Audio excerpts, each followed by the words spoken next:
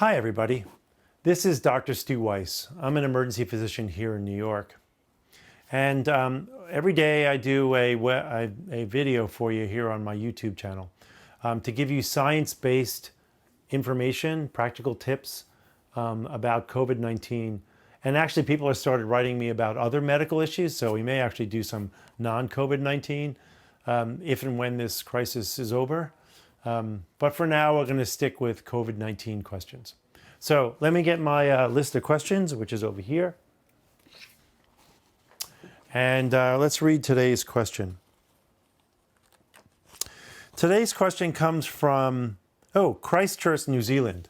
A lovely place. If you get a chance to go there, when this whole thing dies down, New Zealand is an amazing country. And if you get a chance to go there, I would recommend it. Anyway, Simon writes, why does it take so long for a coronavirus vaccine? Seems to me that they should be quicker.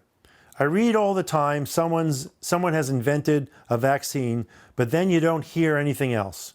Why does it take so long? People are dying. Who cares if it isn't safe? Isn't it better than dying? Thank you.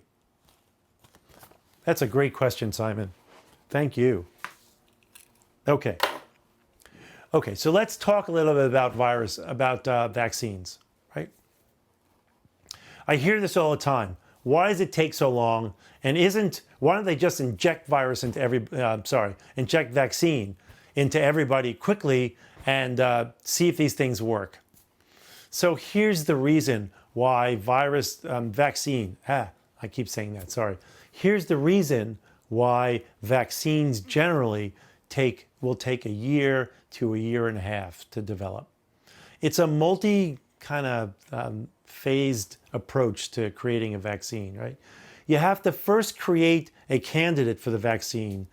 So that's being done pretty quickly. You're hearing about lots of candidates right now that labs have isolated, things that they think will create an immune response in our body that will protect us against the vaccine.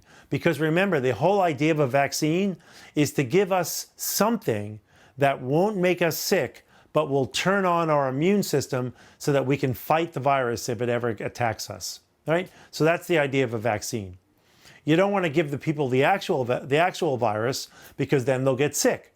So usually it's a piece of the virus or an inactivated type of virus or something that gets our immune system revved up and gets it ready to attack the virus when the real thing comes around, right? So that's what a vaccine does.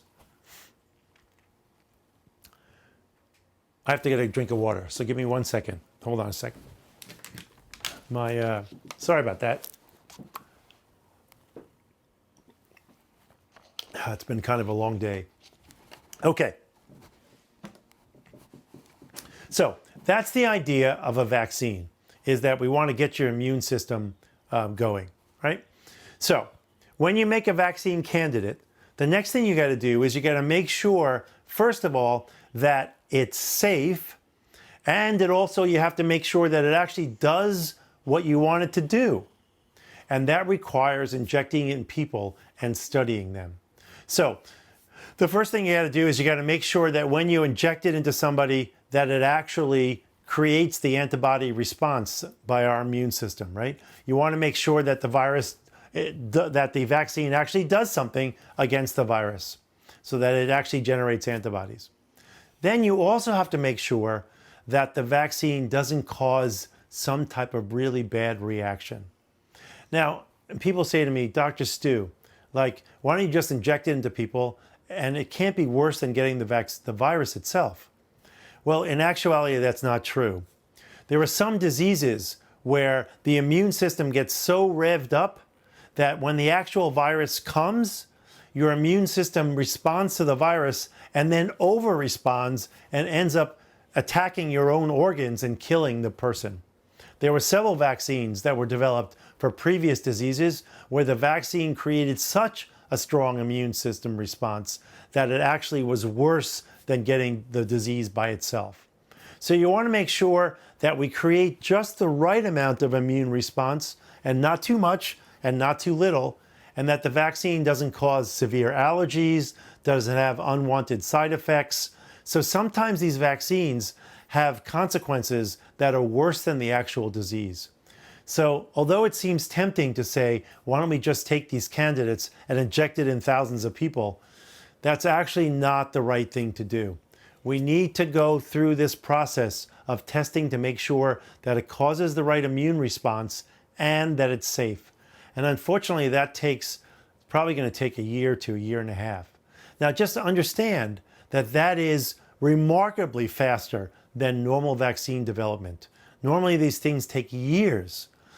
So this is being sped up, but we still want to have a safe and effective vaccine when it finally comes out. So thanks very much for that question. Hey, if you have a question, or if you have a comment, or you just want to say, hi, Dr. Stu, then go to our website, which is www.drstu.org. That's www.doctorstu.org.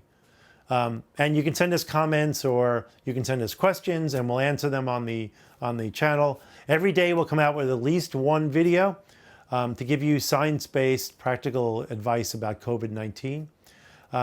We'll see you tomorrow. Thanks.